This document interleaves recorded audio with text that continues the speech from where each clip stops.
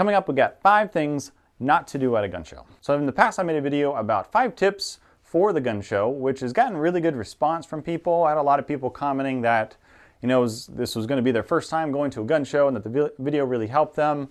So I'm really happy about that. The video did a lot better than I kind of thought it would.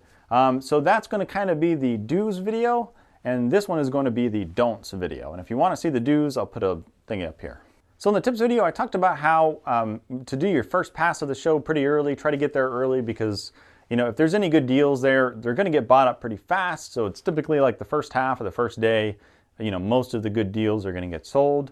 So say if you actually do, you go there, what you're going to not want to do is do not pass on a good deal. Now, if you see a deal and you know beyond a shadow of a doubt that you know what it is, you know what it should be, and you know it's a good deal, don't just walk past it. Don't think that it's going to be there just because you're going to stop over somewhere else or look at some other tables or something like that first. It will get bought up. So this has happened many times, including just like 2 weeks ago. There's a really good deal and I saw it. I knew it was a good deal. It just kind of didn't really fully register. I was kind of thinking of something else. So I kind of went over to this other table and I bought something else, and then I would go back and the guy's like, yeah, just sold a minute ago. So, I just missed out on something that's a really good deal. It was like hundreds cheaper than what it should have been. Don't let that happen to you. So if you see a good deal like that, what I do is I just stop in my tracks, I look at it, I hold it, I sort of claim it. There's been quite a few times where I'll see something and I'll just know like that's a good deal. And I'll pick it up, I'll look at it, I'll hold it. You kind of claim it. You kind of call a hold on it just by you standing in front of it. And there's been times where like there's guys on like either side of me looking at what I'm looking at. They're waiting on me to walk away so they can buy it. So, I can kind of sense that. And if there's other people waiting to kind of look at it or buy it, you kind of know as well that it's probably a really good deal. It was that way with my FAL kit. I bought a British FAL kit with like an original barrel and everything for $200.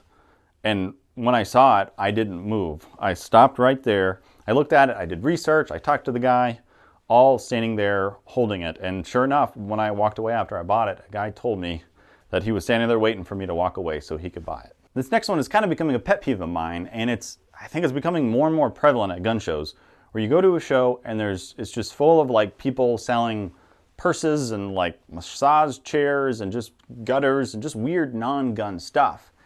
And those people, in my experience, have been like the most really pushiest kind of salespeople ever. So what you don't want to do is make eye contact with non-gun vendors. Just if you could see in a peripheral or you see a table that is roofing or some other stuff, don't make eye contact with the seller, the vendor there. They're just going to suck you in. They're going to ask you a question, try to pull you over. They're just going to, I mean, obviously, I guess, unless you just happen to be really interested in roofing or whatever it is.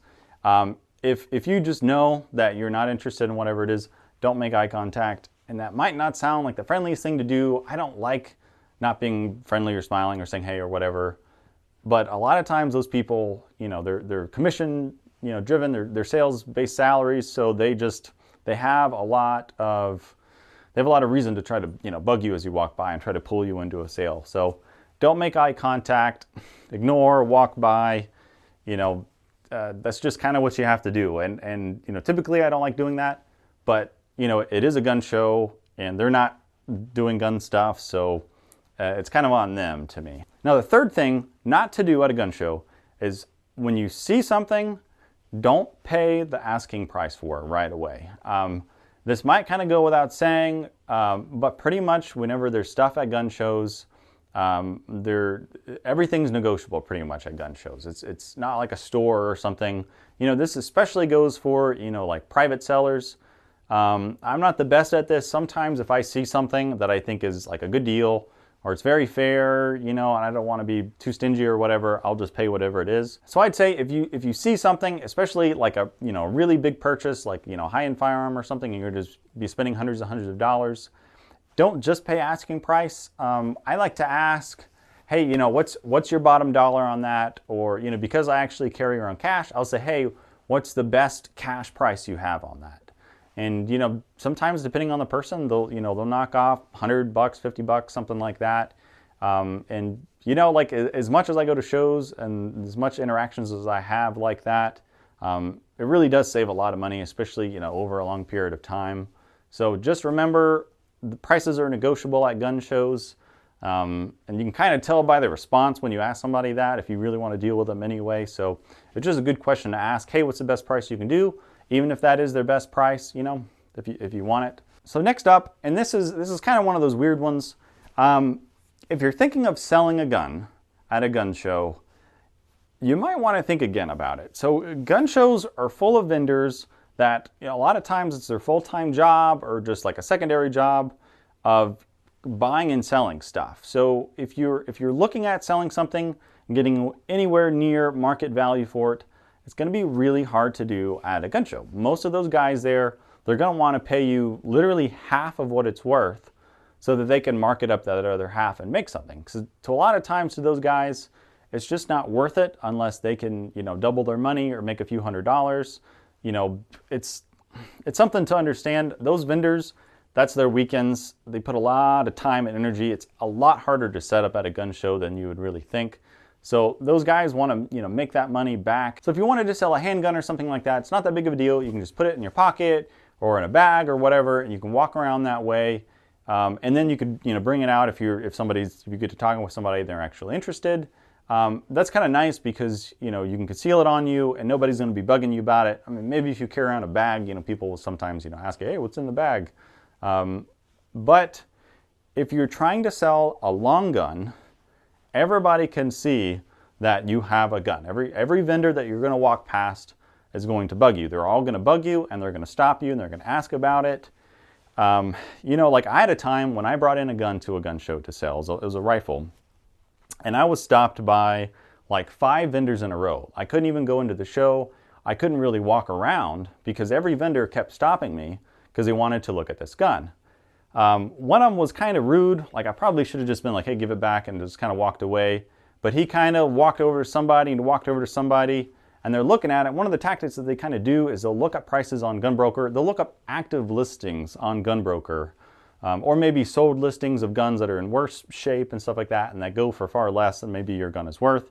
And they'll just lowball you. A lot of times they're like semi-offensive with the way that they try to, like, you know, get you down on the price of your gun. So usually it is just a big waste of time. So I wouldn't recommend selling a long gun at a show. It's going to be a big waste of time. You're going to have a lot of people asking you and bugging you about it and trying to talk you down, and it's going to be a pretty big hassle. It's not going to be as like a nice of a transaction as you really think it is.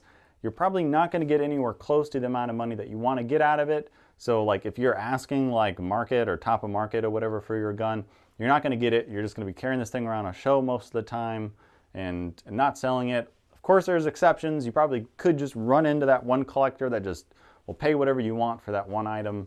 But generally speaking, it's not really as good of an idea as you might think it is trying to sell a long gun at a gun show. And the 5th thing not to do at a gun show is bring the wrong person. So I know it can be tempting to, you know, to try to bring your gun friends to a gun show. And, you know, most of the time that works out really well. However, you know, if you bring a person that's, you know, that's a gun guy, you bring a person that's into guns, they might not be into the same type of guns you are. So you're going to go to the show together. You're going to see a table of whatever you're into and you're going to want to stop. They're not going to be interested in it, so they might just be kind of hanging around and waiting for you. And then, you know, or they might walk off and look at another table that interests them, and then you walk off, and then you kind of lose each other, and then you have this like weird thing of like, do we just split up or do we meet up or whatever? So it can be a little bit more awkward than you probably think it will be going to the gun show with, you know, with another friend. And then there's, you know, if you go to the show with somebody that has the same exact interests as you, so say you're both into, you know, milsurps or whatever, then you have the dynamic of coming upon a table and you're both interested in a gun on the table. So if you're both interested in the same thing, you're going to find out how good of friends you really are, because, you know, you might try, you know, one person might, you know, outbid the other person, like offer more money or something like that on a gun. So there can be some confrontations with trying to buy stuff at the show, you know, even with a good friend. So of course, you know your friends, you know if it's the the right person to bring to a show. But even like bringing like a partner, like your spouse, to a show, it's not always the best idea to bring your spouse to the show. So when I'm at a show and I see a girlfriend or a wife or something, they usually look bored out of their mind. They're getting drugged around by their by their significant other, and it's not a great experience for them. And in my own experience, my wife is not really thrilled at gun shows, and she tends to kind of be like, okay, let's get going, like let's go. And so then the whole kind of pace gets kind of rushed for me, and then maybe I have some extra stress or whatever that I didn't want to have because I just want to have a fun fun time at the gun show. So that's something to think of too. You might necessarily not want to bring your significant other. So that last one's kind of a tricky one. You just kind of have to use your own best judgment on whether or not the friend is the best to bring. To me, I think of gun shows as just like a solo thing. Most of the time, I like just going by myself. Every now and then, I like to bring a good friend with me because some of the friends that I go to gun shows with, I think we mesh really well. We don't try to get in each other's way for deals and stuff like that. So you just kind of have to know your friends before you invite them to the gun show, kind of thing. And that's what I recommend to you, is kind of get to know the person first.